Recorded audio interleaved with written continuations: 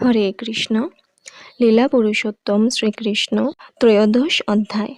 ব্রহ্মার গোপ শিশু এবং গোবৎস হরণ। মহারাজ পরীক্ষিত যখন জিজ্ঞাসা করলেন গোপ শিশুরা কেন 1 বছর অঘাসুর বধের কথা আলোচনা করেনি, তখন সুখদেব গোস্বামী অত্যন্ত আনন্দিত হলেন।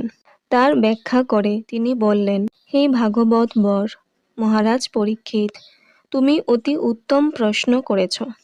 কেননা নিরন্তর হরিকথা শ্রবণ করেও তুমি সর্বদাই তা নতুন বলে অনুভব করছ।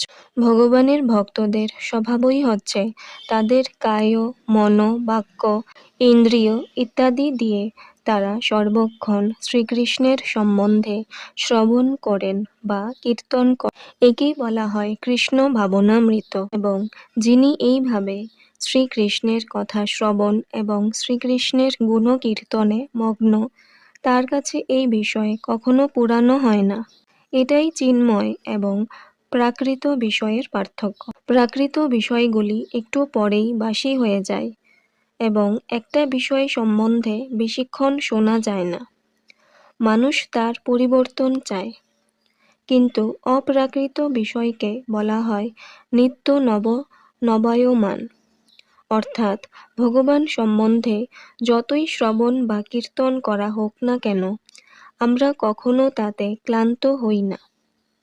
তা সব সময় নতুনই থাকে এবং আরও বেশি করে শুনবার জন্য আমরা আগ্রহী হয়ে উঠি।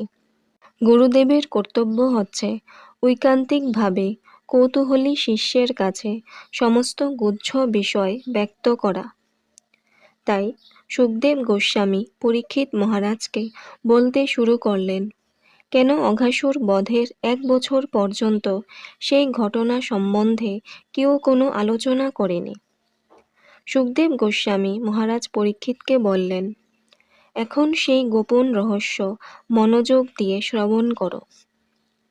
অঘাসুরকে বধ করে তার মুখ থেকে তার বন্ধুদের রক্ষা করার পর শ্রীকৃষ্ণ তার বন্ধুদের নিয়ে একটি সরোবরের তীরে এলেন এবং বলতে লাগলেন, হে সখাগণ, দেখো এই সরোবরের তীরটি কত মনোরম। প্রস্ফুটিত পদ্মফুলের গন্ধে আকৃষ্ট হয়ে ভ্রমরেরা গুঞ্জন করছে, আর জলের মধ্যে পাখিদের কলরব গাছগুলিতে প্রতিধ্বনিত হচ্ছে। এই জায়গাটি কোমল ও নির্মল বালুকায় পরিপূর্ণ এবং আমাদের সব রকম খেলার উপকরণ এখানে রয়েছে। এসো, এখানেই আমরা ভোজন করি।